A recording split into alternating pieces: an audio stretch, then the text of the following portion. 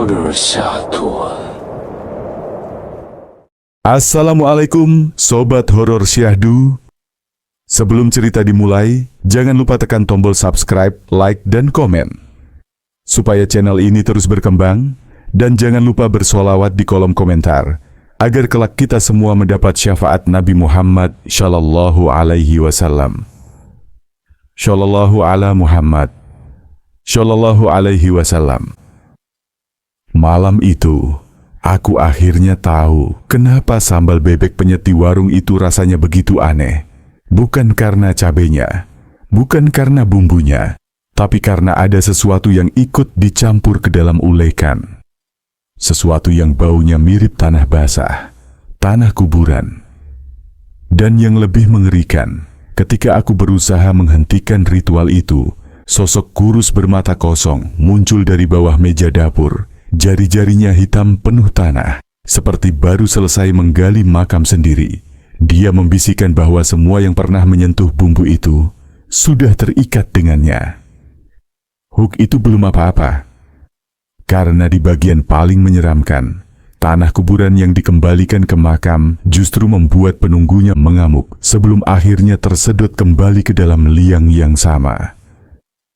Mari kita lanjut ke ceritanya. Nama aku Rama, umurku baru 20. 2 tahun ketika aku pertama kali bekerja di sebuah warung bebek penyet yang cukup terkenal di pinggiran kota Gresik. Warung itu selalu ramai. Bahkan di hari biasa, antreannya bisa sampai ke seberang jalan. Awalnya, aku pikir itu karena bumbu bebeknya memang enak. Tapi semuanya berubah sejak malam itu. Malam ketika aku melihat sesuatu yang seharusnya tidak aku lihat. Aku mulai kerja jam 3 sore. Suasananya seperti biasa. Panas, pengap, dan bau gorengan bercampur asap sambal. Pemilik warung, Bu Rini, selalu terlihat dingin, jarang senyum. Tapi pelanggannya benar-benar loyal. Bumbu sambal bebek penyet kita itu rahasianya, kata beliau suatu hari. Tidak semua orang boleh tahu cara bikinnya. Waktu itu aku tidak curiga apa-apa. Sampai suatu malam, sekitar jam 10, warung hampir tutup. Pegawai lain sudah pulang dan hanya tinggal aku yang disuruh bersih-bersih dapur. Bu Rini bilang dia mau menyiapkan bumbu untuk besok pagi. Biasanya dia melakukannya di dapur belakang, ruangan yang jarang dibuka kalau bukan dia sendiri. Aku sedang mengepel lantai ketika aku mendengar suara gesekan keras dari ruangan belakang itu. Seperti suara sendok mengaduk sesuatu dalam wadah logam. Tapi ada satu hal yang membuat bulu kuduku merinding. Ada bau tanah basah, seperti sehabis hujan, menyelinap keluar dari celah pintu. Aneh, warung kami bahkan tidak punya taman. Karena penasaran aku mendekat. Suaranya makin jelas. Krek, krek, krek. Seperti sesuatu sedang diaduk dengan kasar. Lalu samar-samar aku mendengar Bu Rini bergumam. Sedikit lagi, biar makin kuat, biar makin banyak yang datang. Ada detik di mana napasku seperti berhenti. Gumaman itu bukan seperti orang sedang masak, lebih seperti orang sedang melakukan ritual. Aku menempelkan telinga ke pintu. Dari celah kecil di bawah pintu, aku bisa melihat bayangan Bu Rini berjongkok di depan baskom besar. Tangan kirinya memegang sebuah kantong hitam kecil. Dia menuangkan sesuatu dari kantong itu. Dan warnanya hitam pekat, menggumpal, dan berbau anyir bercampur tanah. Saat itulah aku melihat sesuatu yang membuatku ingin muntah. Di atas meja dapur ada sebuah batu nisan kecil, seukuran buku. Tidak utuh, tapi cukup jelas terlihat tulisan yang tergores di permukaannya. Aku tidak bisa membaca namanya, tapi ada angka 1987 sampai 1994. Nisan anak kecil dan tanah hitam yang dia masukkan ke baskom. Tidak salah lagi, itu tanah kuburan. Aku refleks mundur, tapi lututku menyenggol ember, membuat suara nyaring duk. Suara itu terdengar jelas di ruangan hening. suara adukan langsung berhenti. Lalu ada suara langkah kaki mendekat, perlahan, berat. Aku terpaku, tidak bisa bergerak. Pintu dapur belakang berderi terbuka sedikit. Dari celahnya, hanya satu hal yang terlihat. Mata Bu Rini menatap langsung ke arahku. Dingin, tajam, dan seperti tidak punya manusia. "Rama," suaranya serak. "Kamu lihat apa?" Aku tidak bisa jawab, tidak bisa bernapas. Yang ada hanya ketakutan, seolah tenggorokanku dicekik dari dalam. Bu Rini membuka pintu sedikit lebih lebar, dan aku melihat di belakangnya. Bayangan hitam kecil berdiri tepat di samping baskom bumbu. Tidak bergerak, tapi bentuknya seperti anak kecil. Tubuhnya ramping, dan kepalanya miring tidak wajar. Aku menutup mata, dan detik berikutnya, semuanya gelap. Aku pingsan di dapur malam itu. Yang tidak aku tahu, kejadian itu hanyalah awal dari rahasia kelam warung bebek penyet yang selama ini kupikir hanya tempat makan biasa. Aku tidak tahu berapa lama aku pingsan malam itu. Yang kuingat hanyalah aku terbangun di lantai dapur dengan bau minyak goreng yang sudah dingin. Lampu dapur masih menyala, tapi pintu ruangan belakang tempat Bu Rini membuat bumbu pesugihan itu tertutup rapat. Tidak ada siapapun di sana. Tidak ada bayangan hitam. Tidak ada anak kecil. Semuanya seolah normal. Tapi yang membuatku merinding adalah di bajuku ada bekas tanah hitam, seperti bekas tangan kecil yang mencengkeram. Aku buru-buru pulang malam itu. Sepanjang perjalanan perasaanku tidak enak. Seperti ada sesuatu yang mengikuti dari belakang, menatap, membayangi. Tapi setiap kali aku menoleh, tidak ada apapun. Malam itu, aku tidur dengan lampu menyala. Namun tidurku tidak tenang. Aku bermimpi. Dalam mimpiku, aku berdiri di dapur warung. Dapur kosong, sepi, dan hanya diterangi satu lampu redup. Di tengah-tengah ruang dapur itu ada baskom besar, berisi bumbu bebek penyet. Warnanya hitam, pekat, seperti lumpur. Aku melihat tangan kecil, bukan tangan orang dewasa, tiba-tiba muncul dari dalam baskom, bergerak-gerak seperti mencari udara. Lalu seorang anak kecil muncul dari balik baskom. Wajahnya pucat, rambutnya basah seperti habis dikubur tanah. Bibirnya hitam. Ia menatapku lama, lama sekali. Lalu ia berkata dengan suara serak, "Kau lihat bumbunya, kau tidak boleh lihat." Aku ingin lari, tapi kakiku seperti ditanam ke lantai. Anak itu berjalan mendekat pelan. Setiap langkahnya membuat lantai dapur menjadi becek seperti tanah kuburan yang baru digali. "Kau harus ikut aku," Bu Rini bilang. Yang lihat harus ikut. Anak itu memegang lenganku. Tangannya dingin, basah, dan terasa seperti tanah licin menempel di kulit. Saat ia menarikku, aku merasakan tubuhku seperti tenggelam. Dapur berubah menjadi kuburan basah. Bau anyir dan tanah mulai memenuhi napasku. Aku mencoba berteriak, tapi suaraku tertelan lumpur hitam itu. Tepat sebelum aku tenggelam, ada suara keras membangunkanku. "Brak!" Aku membuka mata, nafasku terengah. Tapi yang membuat darahku seperti berhenti mengalir adalah ini. Di ujung tempat tidurku ada jejak kaki basah berwarna hitam. Jejak kaki anak kecil, mengarah ke jendela. Aku gemetar. Itu bukan mimpi biasa. Jejak itu nyata. Aku lihat sendiri dengan mata terbuka. Esok paginya, aku memutuskan untuk izin tidak masuk kerja. Tapi sekitar jam 9 pagi, HP-ku berdering. Nomor Bu Rini. Dengan suara rendah, ia berkata, "Rama, kamu tidak masuk? Kamu mimpi apa semalam?" Aku langsung membeku.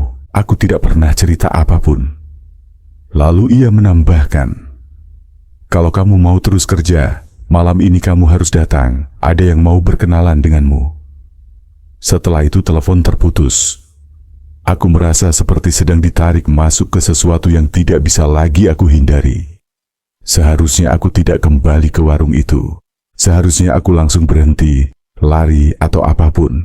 Tapi entah kenapa, sore itu kakiku justru melangkah sendiri menuju warung bebek penyet itu, seperti ada yang menyeret dari dalam kepalaku. Saat aku tiba, suasana warung masih ramai. Tidak ada yang aneh. Para pelanggan tertawa, makan, dan sibuk dengan sambal pedas kesukaan mereka. Tapi bagiku, semuanya terlihat berbeda. Seperti ada kabut tipis yang membuat setiap suara terdengar jauh dan berat. Bu Rini melihatku dari balik dapur. Senyumnya muncul, senyum yang tidak pernah aku lihat sebelumnya.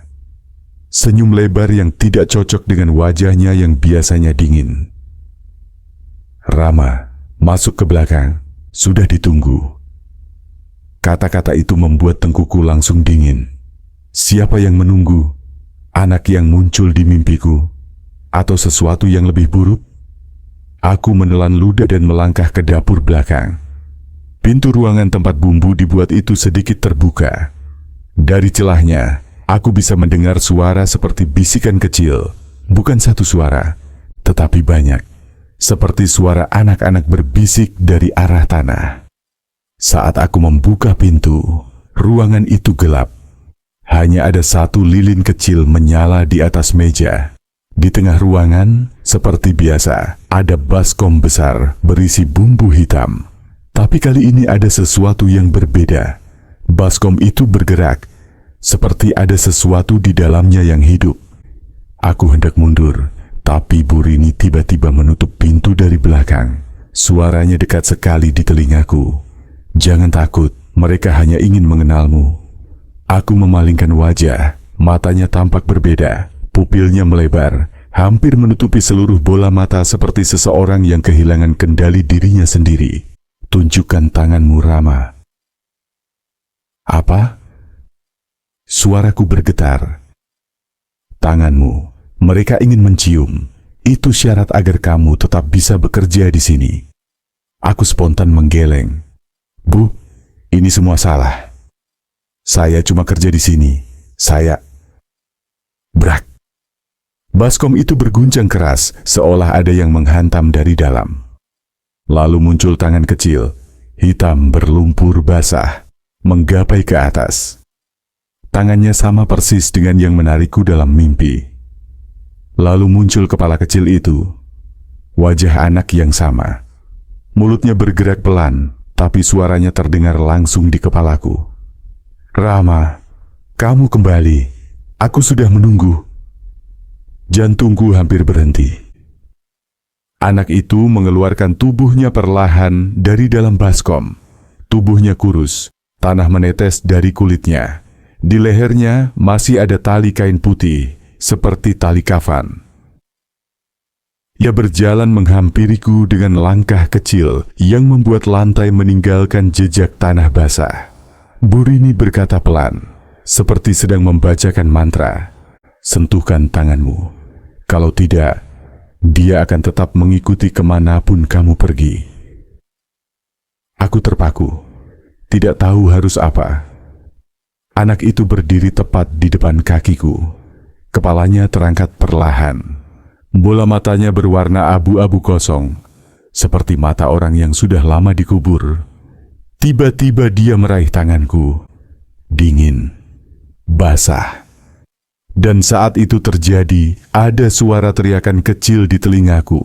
Bukan suara manusia, tapi suara seperti tanah runtuh, seperti tanah kuburan yang dibuka paksa. Seketika tubuhku gemetar hebat, nafasku tersengal, sakit, perih, seolah ada sesuatu yang masuk dari ujung jari mengalir ke dalam darahku. Anak itu menatapku tanpa kedip. "Sekarang kamu bagian dari kami," katanya lirih. Ruangan tiba-tiba menjadi sangat dingin. Lilin berkedip. Di sudut ruangan aku melihat bayangan lain muncul. Seperti ada lebih dari satu anak di sana. Lebih banyak dari yang kubayangkan. Dan mereka mulai mendekat. Aku ingin menjerit, tapi lidahku seperti terkunci. Bu Rini hanya tersenyum dan berkata pelan, mulai malam ini, kamu tidak akan bisa keluar dari warung ini. Sejak malam ketika tangan anak itu menyentuh kulitku, hidupku berubah total.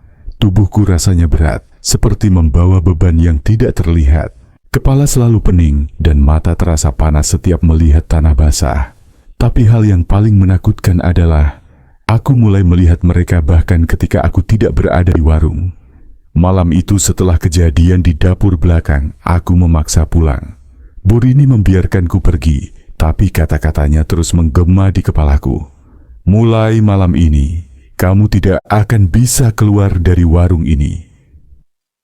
Aku membuktikannya sendiri begitu sampai di rumah. Saat masuk kamar, udara mendadak dingin. Bukan dingin biasa, tapi dingin seperti berada di dalam liang lahat. Lampu kamar meredup, lalu padam sebentar sebelum menyala lagi. Dan saat lampu kembali terang, jantungku serasa jatuh. Di pojokan kamar, seorang anak kecil berdiri dengan kepala miring. Tubuhnya masih meneteskan tanah. Aku langsung mundur sampai punggung menabrak pintu. Apa yang kamu mau?" Suaraku pecah. Anak itu tidak menjawab. Ia hanya menatapku. Matanya kosong, tapi ekspresinya seperti menahan tangis. Lalu dari belakangnya muncul satu lagi. Lalu satu lagi. Total ada 4 anak kecil berdiri di pojokan kamarku. Dan dari lantai kamarku, pelan-pelan tanah hitam mulai muncul, seolah merembes dari bawah keramik. Aku panik. Lari ke ruang tamu. Tapi di sana pun sama. Ada jejak kaki kecil hitam menuju dapur. Aku nekat telepon teman kerjaku Arif. Suaranya paruh seperti baru bangun. "Rif, lu pernah lihat hal-hal aneh di warung enggak? Di dapur belakang. Tentang anak kecil?" Tidak ada jawaban beberapa detik. Hening. Lalu Arif bicara dengan suara sangat pelan.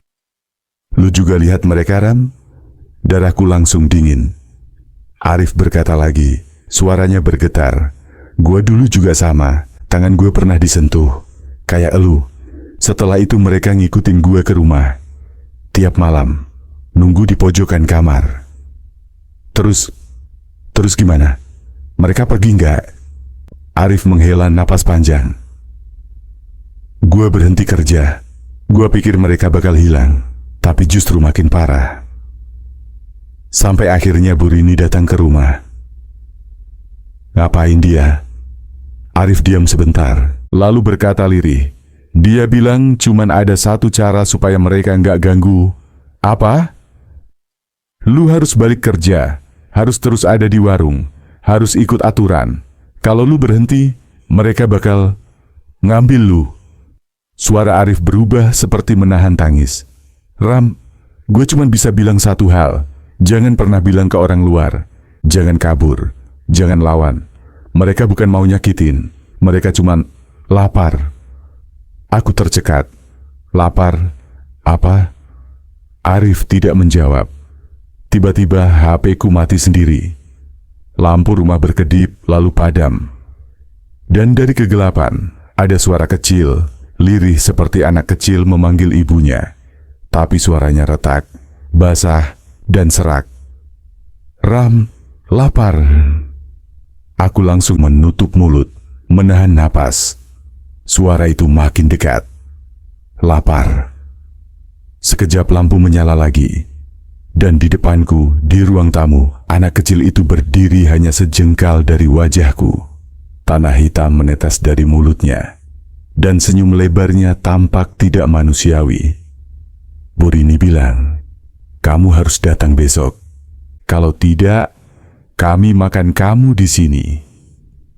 Aku tidak bisa bergerak, tidak bisa bicara, tidak bisa apa-apa. Di ujung mataku, aku melihat 3 anak lain muncul dari balik sofa. Mereka semua menatapku sambil mengusap sedikit tanah dari tubuh mereka, tanah kuburan itu, dengan gerakan pelan seperti ritual. Anak pertama mendekat lebih dekat lagi. Lalu berkata, "Besok jam 3 sore, jangan telat." Setelah itu lampu kembali padam. Dan ketika menyala lagi, mereka semua sudah hilang. Tidak ada tanah, tidak ada jejak, tidak ada apa-apa. seolah semuanya tidak terjadi. Tapi bau tanah basah masih memenuhi hidungku. Malam itu aku tidak tidur. Dan besok jam 3 sore, aku harus kembali ke warung, atau mereka akan datang lagi. Tapi bukan untuk menunggu, untuk memakan. Sejak ancaman itu, aku tidak punya pilihan selain kembali ke warung. Pagi itu aku hanya duduk di kamar dengan tubuh gemetar, menunggu waktu berjalan menuju jam 3 sore. Setiap detik terasa seperti menunggu eksekusi. Dan yang membuatku makin tidak tenang adalah bayangan-bayangan gelap yang sesekali muncul di sudut mataku. Seperti ada anak kecil berdiri mengawasi dari balik pintu, lalu hilang ketika aku menoleh. Tepat pukul 2:40, aku berangkat. Langkahku berat, tapi lebih berat lagi kalau aku membayangkan apa yang akan terjadi kalau aku tidak datang. Sesampainya di depan warung, suasana terlihat biasa saja. Pelanggan ramai, suara gorengan berdesis, dan aroma sambal bebek khas tempat itu menyengat hidung. Tapi semua itu terasa seperti topeng yang menutupi sesuatu yang busuk di dalamnya. Bu Rini sudah menunggu di dekat dapur. Saat melihatku, ia tersenyum tipis. "Bagus, kamu datang. Kalau kamu tidak datang..." Ia tidak melanjutkan, hanya menatapku lama, dan tatapan itu sudah cukup membuat jantungku serasa berhenti berdetak. "Masuk, sudah mulai." "Mulai? Apa, Bu?" Suaraku pecah. Ritual penyambutan pegawai baru. Aku merasa kaki ini ingin langsung lari, tapi lagi-lagi ada dorongan tak terlihat yang memaksa tubuhku mengikuti perintah Bu Rini. Aku dibawa ke dapur belakang, ruangan yang beberapa hari ini terus menghantui mimpiku. Saat pintu ditutup, ruangan itu sudah disiapkan. Lilin-lilin menyala mengelilingi baskom besar berisi bumbu hitam. Bau tanah basah langsung menusuk hidungku. Di lantai ada lingkaran dari bubuk putih yang tidak aku kenali. Di tengah ruangan, 4 anak kecil itu berdiri, menunduk diam seperti menunggu aba-aba. Bu Rini berdiri di sampingku dan mulai berbicara perlahan. "Setiap pegawai yang ingin tetap bekerja di sini harus diterima oleh mereka. Itu syarat pesugihan ini. Tanpa persetujuan mereka, seorang pegawai akan terus dikejar sampai habis." Aku menelan ludah. "Arif juga?" Bu Rini mengangguk tanpa emosi. "Dia diterima, tapi dia berhenti. Dan kami kehilangan dia." Aku terpaku. "Kehilangan? Maksudnya, dia mati?" Bu Rini hanya tersenyum tanpa menjawab. Tapi dari senyumnya, aku tahu jawabannya. Kemudian, Bu Rini memberi isyarat. Keempat anak itu perlahan berjalan mendekati baskom bumbu. Mereka mengelilinginya seperti sedang berdansa pelan. "Ayo Rama," bisik Bu Rini. "Masuk ke dalam lingkaran." Aku berdiri kaku. "Bu, saya nggak bisa." Tiba-tiba ada hembusan angin dingin menerpa tengkukku, dan pintu ruangan terbanting sendiri. Lilin-lilin berkedip. Suara kecil terdengar dari belakangku. "Masuk!" Aku menoleh. Anak kecil yang pertama kali menyentuhku, yang muncul di mimpiku, berdiri hanya 2 langkah dariku. Ia mengangkat tangan kecilnya yang penuh tanah dan menggapai pergelangan tanganku. Sentuhan itu seperti aliran listrik dingin yang merayap ke tulang. Dengan pelan, ia menarikku masuk ke dalam lingkaran bubuk putih.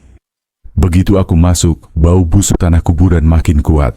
Lilin-lilin mengelilingi kami tiba-tiba membesar, cahayanya berputar seperti pusaran. Anak-anak itu duduk mengelilingi baskom bumbu dan mulai menyanyikan sesuatu. Suara mereka serak, pelan, seperti suara dari dalam tanah. "Rama harus tinggal. Rama harus ikut.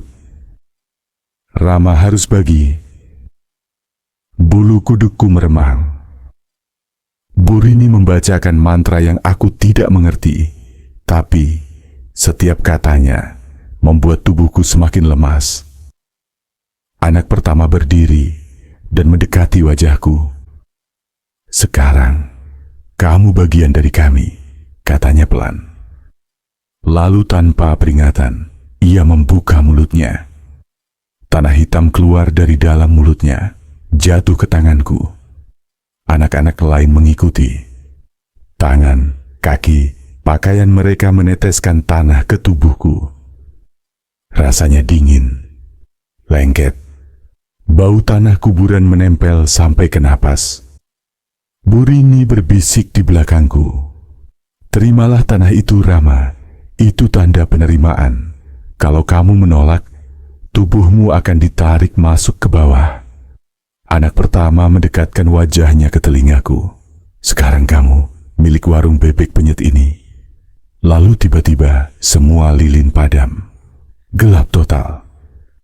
Di telingaku terdengar bisikan puluhan suara anak kecil. Selamat datang. Ketika lilin menyala kembali, aku sudah berdiri sendirian. Anak-anak itu hilang. Tanah di tubuhku mengering jadi debu. Bu Rini menepuk bahuku. Mulai besok, kamu akan mulai melihat hal-hal yang orang lain tidak lihat. Itu normal.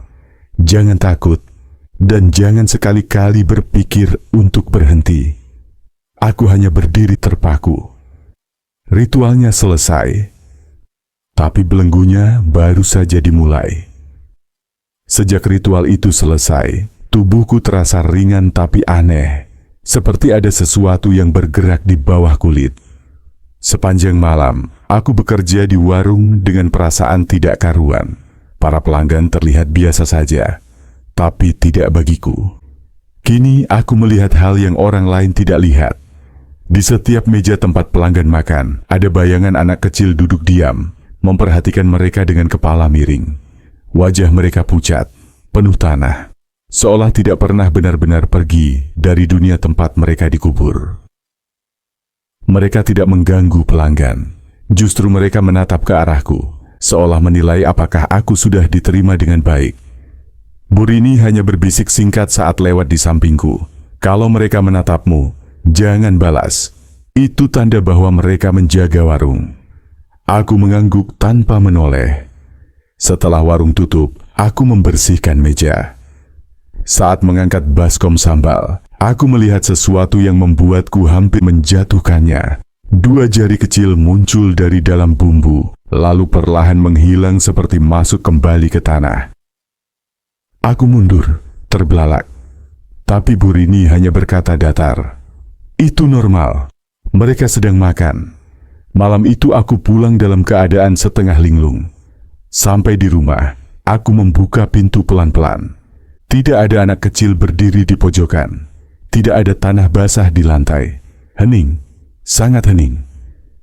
Aku menghela napas lega dan duduk di tepi tempat tidur. Tapi saat menunduk, aku melihat sesuatu yang membuat tubuhku membeku. Di bawah ranjangku, ada 4 pasang mata kecil yang memandangiku dari kegelapan. Mata yang sama seperti di ritual tadi. Salah satu dari mereka berbisik lirih, "Kami ikut, jaga kamu." Dan perlahan-lahan suara itu berubah, menjadi lebih banyak, saling tumpang tindih. "Kami ada di sini. Jangan berhenti kerja. Jangan pergi. Aku tidak bisa bergerak." Kini aku sadar, ritual itu bukan hanya mengikatku pada warung, tapi juga pada mereka. Keesokan harinya aku kembali bekerja dengan tubuh lemas. Tidurku kacau. Mata dari bawah ranjang itu terus menatapku sampai pagi. Tapi aku tidak berani marah, apalagi mengusir. Mereka sudah menjadi bagian dari hidupku. Saat tiba di warung, suasana pagi terlihat normal. Pelanggan mulai berdatangan. Tapi sejak ritual itu, aku merasa setiap sudut warung punya mata. Hawa dingin mengikuti langkahku kemanapun aku pergi. Siang itu, Bu Rini memintaku masuk dapur belakang untuk mengambil bumbu. Begitu membuka pintu, ruangan itu tiba-tiba terasa jauh lebih sempit. Lilin-lilin sisa ritual masih ada, meski sudah padam. Baskom bumbu hitam berada di tengah ruangan.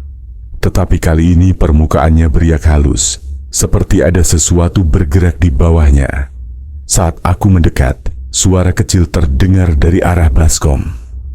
Rama, aku terhenti. Suara itu pelan, berat, seperti berasal dari dalam tanah. Rama, tolong. Aku mundur selangkah. Siapa? Suara kedua muncul, lebih jelas. Jangan tinggalkan kami. Lalu suara ketiga lebih serak. Burini, ambil kami. Tubuhku merinding. Ada puluhan bisikan bercampur menjadi satu. Semuanya memanggil namaku. Seolah mereka semua sedang tenggelam dan meminta ditarik naik. Tiba-tiba baskom itu berguncang keras. Tanah hitam muncrat sedikit ke lantai. Dari permukaannya muncul tangan kecil yang mencoba meraih pinggir baskom. Aku terpaku. Lalu wajah satu anak muncul. Matanya kosong, mulutnya penuh tanah. Ia tidak terlihat marah. Ia terlihat sakit. Rama, sakit, lapar. Aku hampir menjatuhkan sendok besar di tangan. Aku cuma disuruh ambil bumbu. Anak itu menatapku tajam. Kalau kamu pergi, kami ikut. Kalau kamu berhenti, kami tarik. Jantungku berdebar keras. Aku mengambil bumbu cepat-cepat, hendak keluar. Tapi sebelum menutup pintu, anak itu berkata pelan, Rama, sebentar lagi malam ketiga. Kamu akan lihat wajah kami yang sebenarnya. Pintu tertutup sendiri dengan keras. Dan untuk pertama kalinya, aku berharap tidak pernah kembali ke dapur itu lagi. Hari itu rasanya berjalan sangat lambat. Sejak anak itu memperingatkanku soal malam ketiga, dadaku terus terasa sesak. Setiap aku berkedip, seperti ada bayangan kecil lewat di sudut mata. Pelanggan tidak melihat apa-apa, tapi aku bisa merasakan mereka terus mendekat. Setelah warung tutup, Burini menyuruhku membersihkan dapur seorang diri. Ia hanya berkata singkat, kalau ada yang muncul, biarkan saja. Ucapan itu membuatku ingin lari, tapi aku teringat ancaman mereka. Dapur mulai sunyi, hanya suara air dari keran. Lalu perlahan, lampu berkedip, sekali dua kali. Mati. Gelap total. Di tengah gelap itu, suara langkah kecil terdengar dari arah baskom bumbu. Lalu suara helaan napas pendek, seperti napas anak kecil yang kelelahan. Aku tidak berani bergerak. Ketika lampu menyala kembali, aku melihat mereka. Bukan 4 anak, tapi 8. Muncul dari sudut dapur, dari bawah meja, dari balik rak bumbu. Dan wajah mereka bukan lagi wajah pucat penuh tanah. Sebagian wajahnya hilang. Sebagian pipinya berlubang seperti dimakan cacing. Sebagian kepala mereka penyok seolah pernah ditimpa tanah berat. Mereka berjalan mendekat, lingkaran mengelilingiku. Anak yang pertama kali muncul, anak yang sama yang menemuiku dalam mimpi, berhenti tepat di depanku. Kali ini wajahnya terlihat lebih jelas. Mata kirinya hilang. Mulutnya koyak sampai ke pipi. Tanah basah menetes perlahan. Di lehernya ada bekas tali. Ia mendongak, menatapku dengan mata yang tersisa. Rama, katanya pelan. Inilah wajah kami, sebelum kami menjadi bumbu. Aku hampir muntah mendengarnya. Anak itu mendekat lebih dekat, menangkap pergelangan tanganku dengan tangan kecilnya yang dingin. Jangan tinggalkan warung, jangan berhenti, jangan kabur. Suaranya retak. Kalau kamu lari dari kami ambil wajahmu seperti ini. Anak-anak lain mengangguk pelan, semua dengan ekspresi hampa. Lalu, tanpa aba-aba, mereka semua menghilang seperti asap, meninggalkan tanah basah di kakiku. Lampu kembali normal. Dapur kembali sepi. Tapi aku tahu satu hal. Malam ketiga barulah permulaan. Sejak malam itu, warung mendadak tutup. Pelang kayu bebek penyet Mbak Raras digantung terbalik. Tidak ada aktivitas apapun. Tidak ada suara wajan panas. Tidak ada tawa pelanggan. Tidak ada aroma sambal yang biasanya menyengat dari dapur. Aku datang diam-diam, hanya untuk memastikan keadaan. Begitu membuka pintu samping, udara dingin langsung menyergap. Dapur tampak lebih gelap dari biasanya, seperti ada kabut tipis menggantung di udara. Lantai yang biasanya berminyak kini basah, tapi bukan air, lebih mirip lumpur kecoklatan. Saat itu suara langkah pelan terdengar dari ruangan belakang. Aku pikir itu Mbak Raras, tapi bukan. Yang muncul adalah Pak Jatmiko, koki utama kami yang 3 hari sebelumnya menghilang tanpa kabar. Wajahnya pucat, matanya merah seperti kurang tidur berminggu-minggu. "Mas, aku harus cerita sebelum semuanya terlambat." Aku membawanya duduk dan dia langsung gemetaran hebat. Dia mengaku bahwa tanah kuburan itu bukan sekadar bumbu penambah rasa seperti yang sering disebut Mbak Raras. Itu adalah bagian dari ritual perjanjian agar warung selalu ramai, dan syaratnya harus terus mengambil tanah dari makam yang sama setiap malam Jumat. Kalau berhenti, penunggunya datang nagih, dan aku sudah 3 kali tidak ambil tanahnya karena aku takut, ujarnya terbata. Aku sempat menelan ludah. "Terus, apa hubungannya sama semua kejadian di warung?" Dia menggeleng keras. "Itu bukan sekadar tanah, Mas. Itu wadahnya, medianya, dan penunggunya sekarang sudah bebas mencari tumbal sendiri." Saat dia mengucapkan kalimat itu, lampu dapur berkedip 3 kali, lalu mati total. Dalam kegelapan pekat, terdengar suara lirih, sangat dekat, persis dari bawah meja. Suara seperti seseorang menggali tanah dengan jari-jari panjang. Aku sadar satu hal, apapun yang mereka undang lewat ritual itu, kini tidak lagi terikat pada warung, tapi pada kami yang pernah menyentuh bumbunya. Dan malam itu, untuk pertama kalinya, aku menyesal pernah menerima pekerjaan di tempat ini. Malam itu aku memutuskan untuk mengakhiri semuanya. Jika memang sumber kutukan ada pada makam tempat tanah itu diambil, maka kesanalah aku harus pergi. Pak Jatmiko menolak ikut, tapi memberikan petunjuk lokasi. Sebuah makam tua tanpa nama di sudut pemakaman desa, ditutupi pohon Kamboja besar. Aku tiba sekitar pukul 2 pagi. Udara terasa berat, seperti menekan dadaku dari segala arah. Begitu mendekati makam itu, tanahnya terlihat berbeda, lebih gelap, lembab, dan seolah berdenyut pelan. Aku membawa sekop kecil, berniat mengembalikan tanah yang dulu pernah dipakai untuk bumbu. Namun sebelum aku sempat menggali, suara napas panjang terdengar dari balik batu nisan. Perlahan, sosok itu muncul. Tubuhnya kurus, rambutnya panjang menutup wajah, dan jari-jarinya hitam penuh tanah, persis seperti tangan yang pernah kulihat memegang ulekan di dapur warung. Dia menatapku tanpa mata, hanya cekungan gelap yang mengalirkan tanah basah. "Kau sudah mencicipi rasaku," bisiknya. Tanganku gemetar hebat. Tapi aku ingat satu hal yang dikatakan Pak Jatmiko. Makhluk itu hanya terikat pada tanah yang dijadikan sesaji. Jadi aku menumpahkan seluruh tanah kuburan yang dulu dipakai bumbu ke atas makam itu, lalu menancapkan sekop tepat di tengah tumpukan tanah. Sebagai penutup terakhir ritual yang terputus. Suara jeritan melengking memecah malam, disusul hembusan angin kencang yang membuat pohon Kamboja bergoyang liar. Sosok itu menghilang, seolah tersedot kembali ke dalam tanah. Sunyi, benar-benar sunyi. Aku pulang menjelang subuh dengan tubuh lemas, tapi untuk pertama kalinya aku merasa bebas.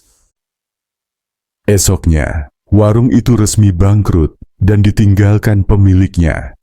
Tidak ada lagi aroma sambal, tidak ada lagi antrean pelanggan. Hanya papan kayu yang lapuk dan dapur yang kosong.